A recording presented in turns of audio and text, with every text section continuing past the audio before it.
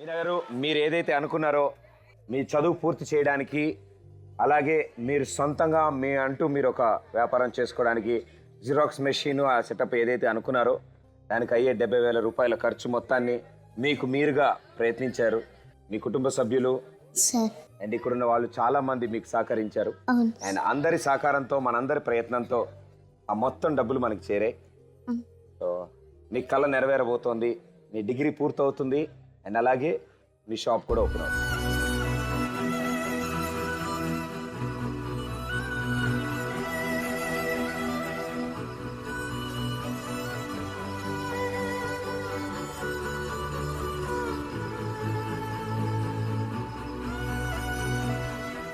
మీనా గారు, మీరు అందరికీ ధైర్యం నింపేవాళ్ళు.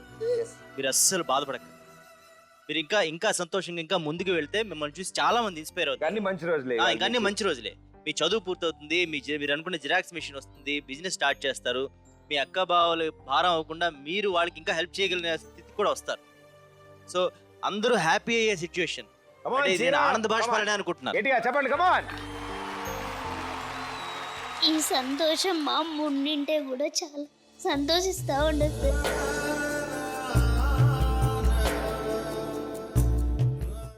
ఈ సమయానికి మా అమ్మ లేనందుకు చాలా బాధగా ఉంది.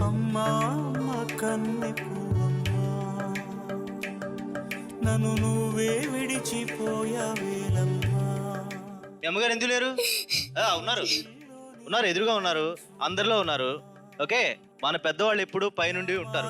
ప్రాణం నీవేనోయమ్మా. అరే ఆడో వాళ్ళు మనం బాధపడితే చూడలేరు, మనం ఆనందపడితే చాలా ఆశీర్వదిస్తారు, ఇంకా హ్యాపీ ఫీల్ అవుతారు. సో మనం బాధపడకూడదు, మనం అనుకున్నది వస్తుంది కాబట్టి ఇంకా హ్యాపీ ఫీల్ అవ్వాలి. వాళ్ళు బాధపడకుండా చూడాలి. ఓకే, మా school girls high school sir, నేను చదివింది అది చాలా లాంగ్ గా ఉండేటప్పుడు మా అమ్మ పనికి వెళ్ళేటప్పుడు నాకు లాంగ్ గా ఉందంటే భుజాల మీద ఎత్తుకొని తీసుకెళ్ళింది సార్ స్కూల్కి.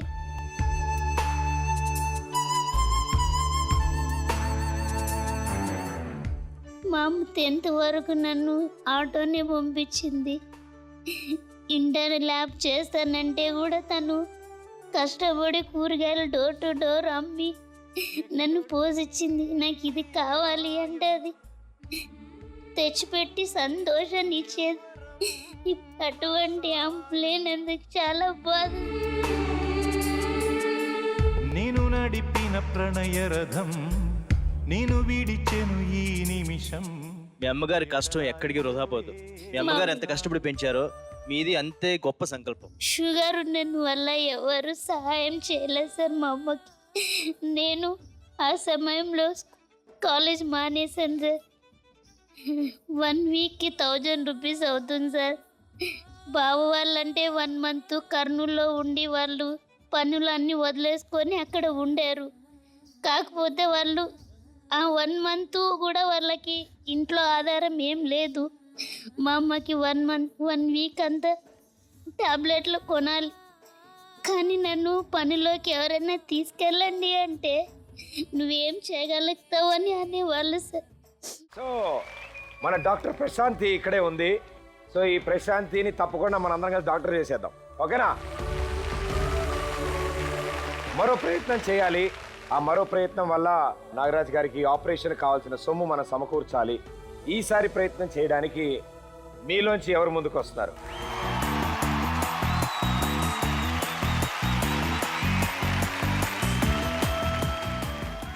మీ పేరు? కమల్. కమల్ కమల్, ఏం చేస్తుంటావు? 10th class. హలో, నా పేరు సందీప్.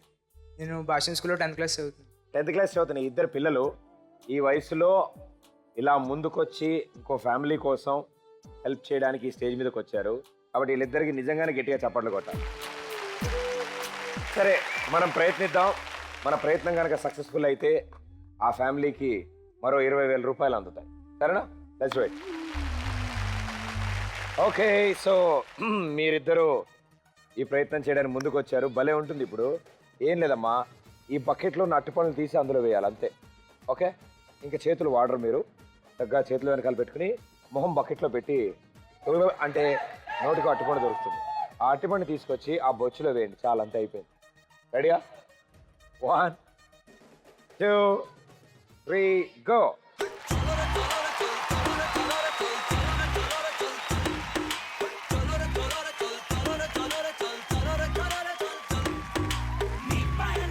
పదేయాలి.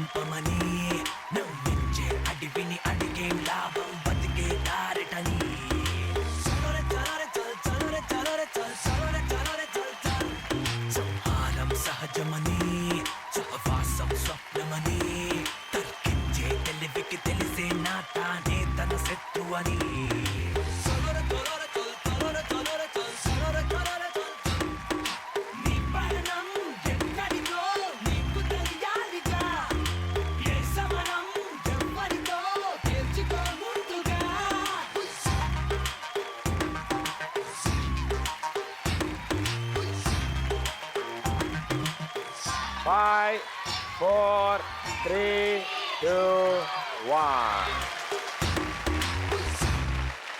వీళ్ళిద్దరూ ఇచ్చిన 60 సెకండ్ల టైంలో ఇంకొంచెం ఫాస్ట్గా ఆడుంటే బాగుండేదేమో.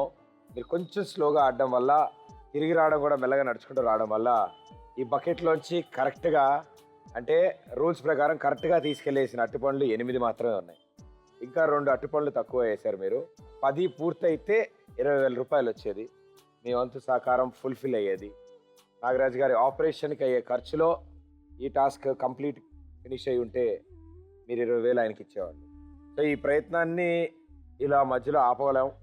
అండ్ తప్పకుండా ఆయనకు ఆ 20,000 వెళ్ళాలి అంటే మనం ఇంకో ప్రయత్నం చేయాలి.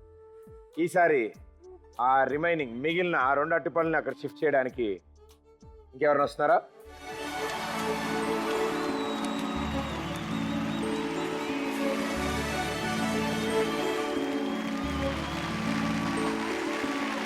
అవే కాకుండా ఇంకో 2-3 ఎక్స్ట్రా వేయండి.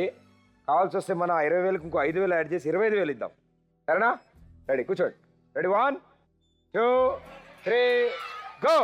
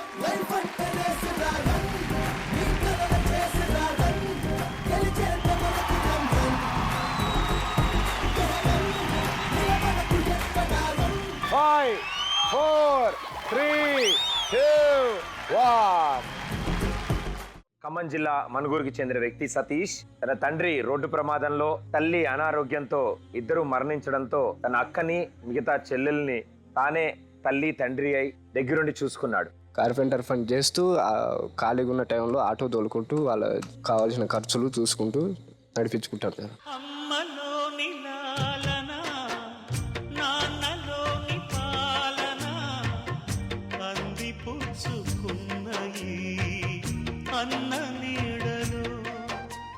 నాన్నకి అమ్మకి అలా జరిగే టైంకి మీరిద్దరే ఇంట్లో కొంచెం పెద్దవాళ్ళు. అవును సార్. చిన్న అమ్మాయి అయితే పాలు తాగే వయసు. ఇప్పటికీ హాస్టల్లోనే ఉంటారు సార్. మాకంటూ ఒక ఇల్లు కూడా లేదు సార్. అని చెప్పాలంటే మాకు హాస్టల్ ఉండాలని అసలు అనిపిస్తారు.